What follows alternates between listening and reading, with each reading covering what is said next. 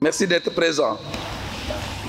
Cela montre que vous aimez Marie et que vous voulez que Marie règne dans votre cœur. L'univers, c'est trop loin. D'abord dans nos cœurs, les enfants. Que Marie règne dans vos cœurs. Aimez Marie, priez Marie. Ne passez pas une seule journée sans réciter un Je vous salue Marie. Comme ça, vous progressez, vous récitez une dizaine. Et ensuite, le chapelet tout entier. Et pourquoi pas le rosaire. Frères et sœurs, ñi ñaan saplet xam nañu jàmm ji leen di saplet may ci seen xol. Def leen ko te di ngeen gis. Njaboot yi jàng saplet xam nañu jàmm ji law ci seen biir. Na ngeen ko def ci seen njaboot te di ngeen ko gis. Priez en famille le chapelet et vous verrez. Monsieur le curé, vous êtes une paroisse mariale. Eh bien, intensifiez la dévotion à Marie ici. Que Marie règne dans votre paroisse. Ne commencez rien sans prier Marie Reine. Les mouvements. Commencez par prier Marie. C'est votre protectrice. Elle est la porte. Elle est la porte. Elle est la solution. Sablet bi mooy gànnaayu chrétien. Ndege Mariama la. Defe naa amul ñaan bi gën a yomb sablet. Waaye nekk na ñaan bu diis, ñaan bu rëy. Ndege dañuy méditer tous les mystères de la vie de Jésus. Kon mbokk yi nanu faral di ñaan saplet bu ñu tàggoo ak Mariama te di ngeen gis li leen yàlla di defal yiw yu bare. Loolu mooy li ñu war a jëkk jàpp ci xewte bile. Nanu ñaan Mariama, nanu sopp Mariama, bu ñu tàggoo ak Mariama, bu ñu def dara bañ ko dénk Mariama. Le chapelet quotidien donne la paix à l'âme du chrétien.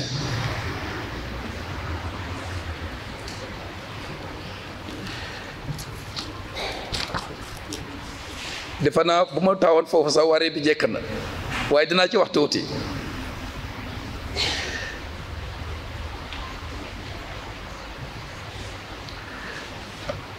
Nous proclamons que Jésus est le roi de l'univers.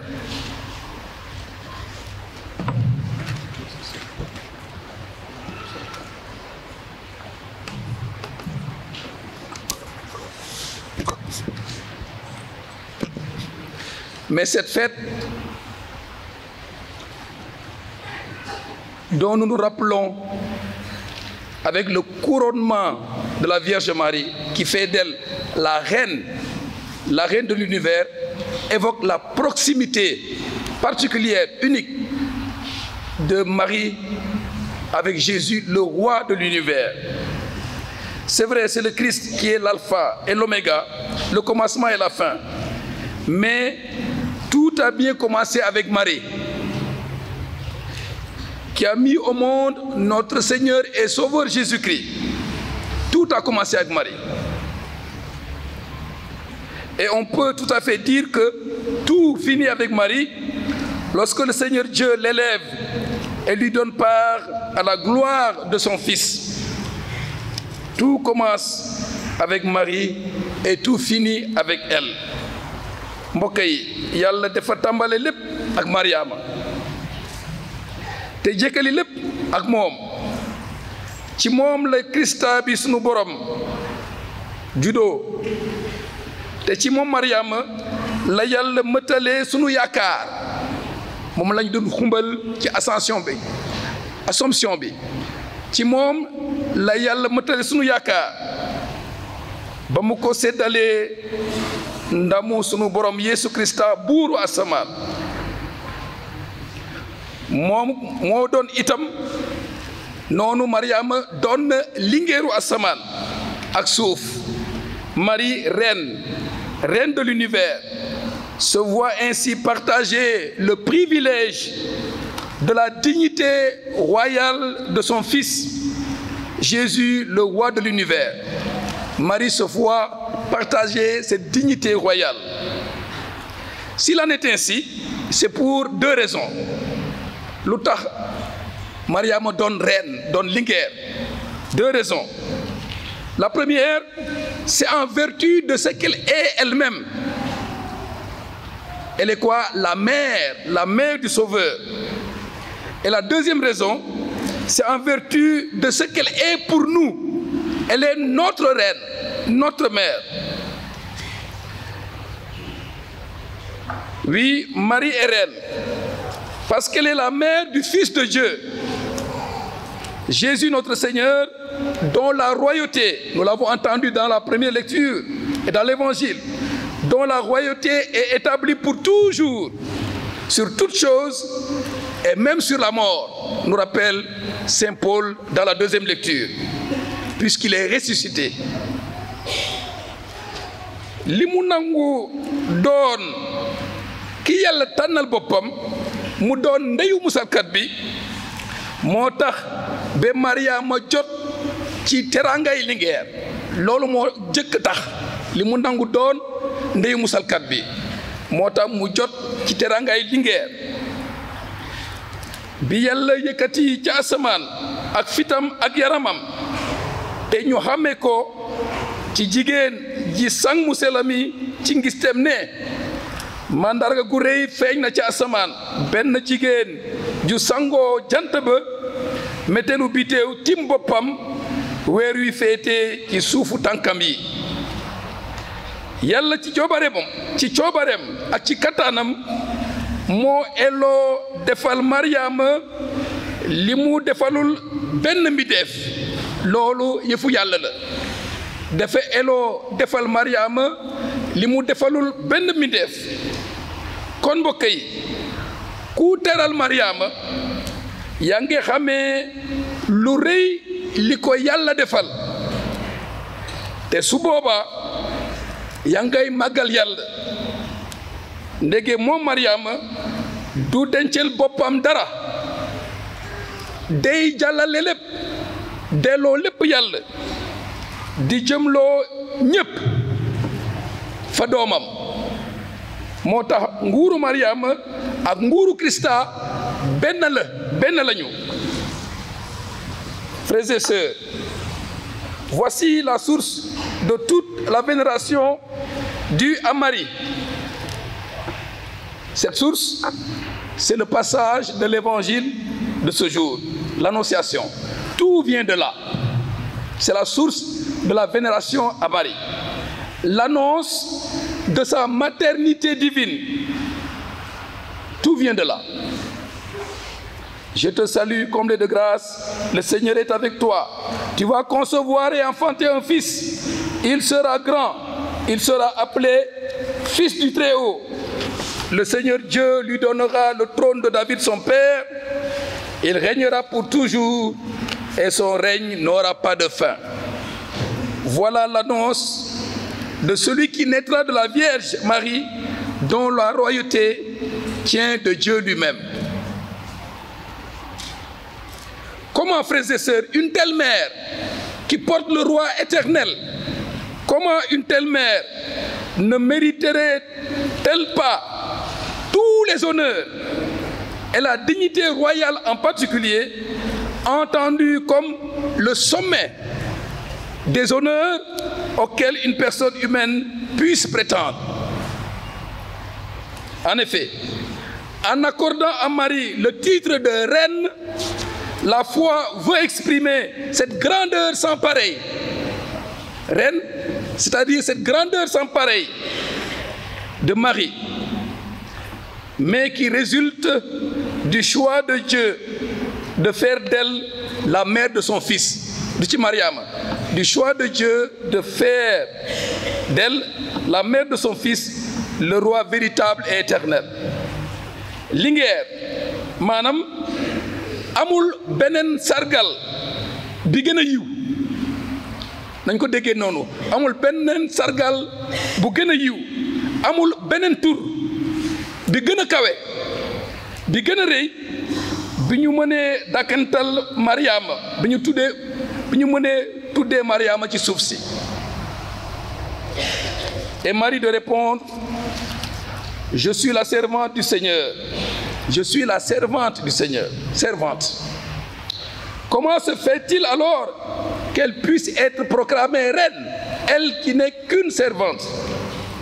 C'est justement en servant la volonté du Seigneur, en restant dans la ligne du choix de Dieu sur elle, en restant fidèle à ce que Dieu a voulu faire d'elle. C'est là que réside sa grandeur et son honneur, dans sa fidélité au Seigneur. dëgg la yàlla tànn na ko yëkkati Mariama ci asamaan fal ko lingeeru asamaan ak suuf waaye Mariama joxe na wàllam mëttali na warugaaram seete na boppam ni jaamu borom bi maanaam wane na takkutee di topp mbëggeelu yàlla di sàmm kolere gi yàlla fas ak moom di doxal dundam ni ko yàlla bëggee loolu la Mariama mëttali di doxal dundam ni ko yàlla bëggee grâce unique de Dieu mais aussi fidélité parfaite de Marie ensemble voilà ce qui fait d'elle une reine au-dessus de toute créature.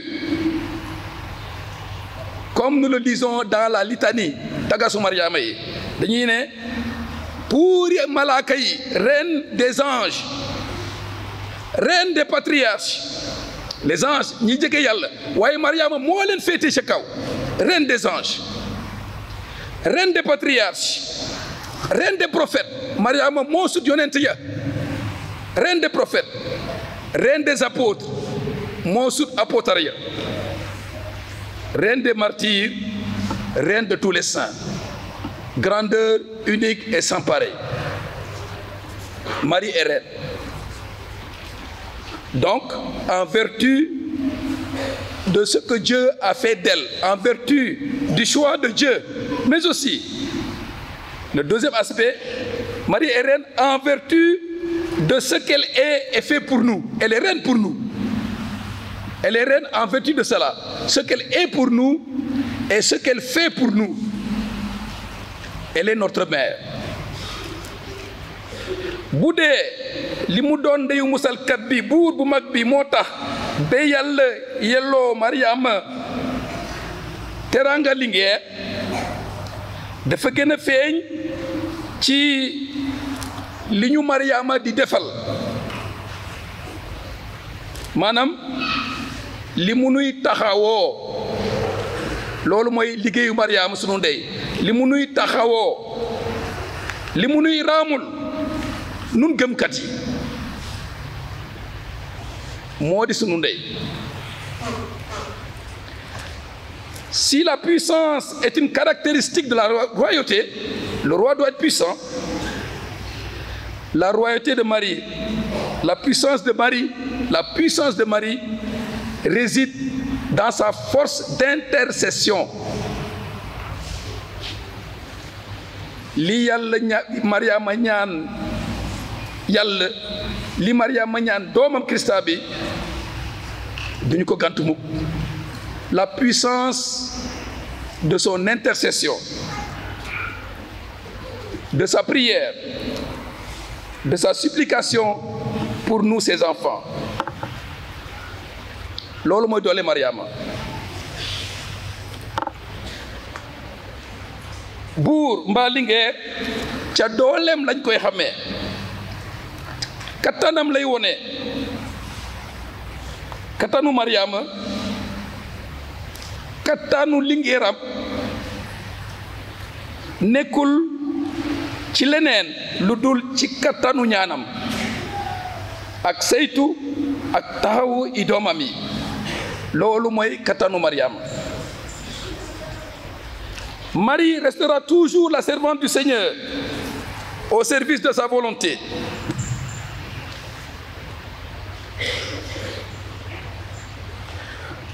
Servante du Seigneur pour attirer les hommes et les conduire vers son Fils.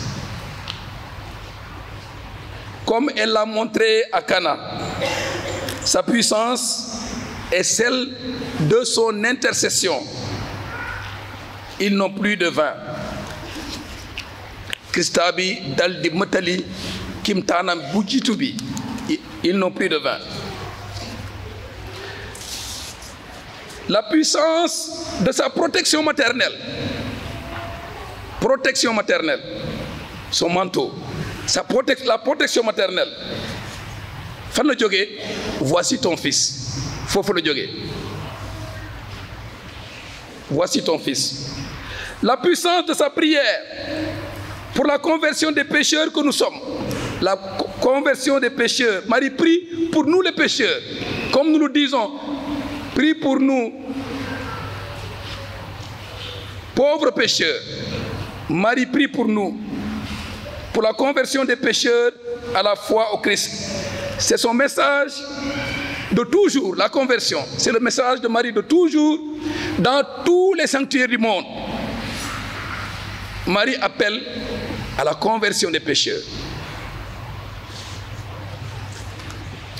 Alors, si Marie est notre mère et notre reine, nous sommes évidemment ses enfants.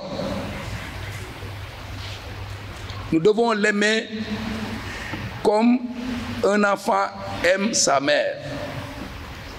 Nous sommes ses enfants et nous sommes, si elle est reine, nous sommes les serviteurs et les servantes de sa royauté.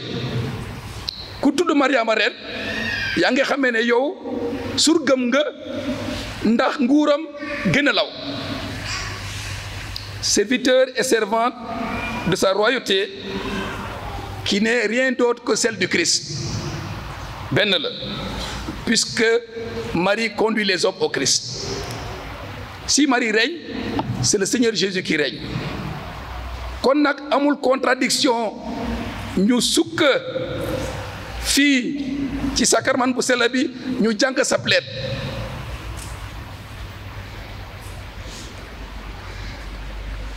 Puisqu'elle conduit les hommes au Seigneur. Et c'est pourquoi, frères et sœurs, si Marie est notre reine et notre mère, nous devons cultiver deux attitudes principales. La première, c'est être proche de Marie, car elle est notre mère.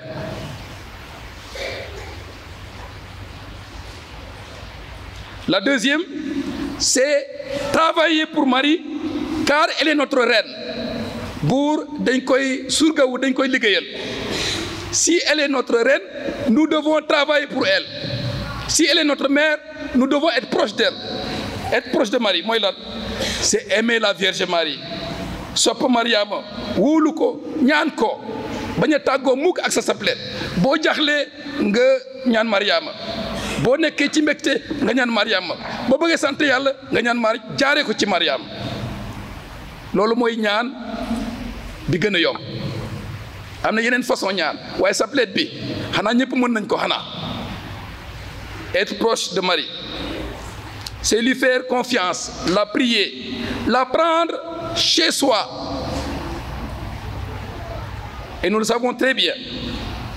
Celui qui veut facilement, rapidement et sûrement aller vers Jésus doit passer par Marie. Facilement, rapidement et sûrement, c'est Marie qui est la porte. Lolo moy djege Mariam, être proche de Marie. La deuxième attitude, c'est travailler pour Marie. Qu'est-ce à dire? C'est se mettre au service de son règne, puisqu'elle est reine, au service de son règne. Le règne de Marie, la tradition de l'Église nous l'a enseigné. Nguru Mariam moy lat, hein? Moy lat, nguru.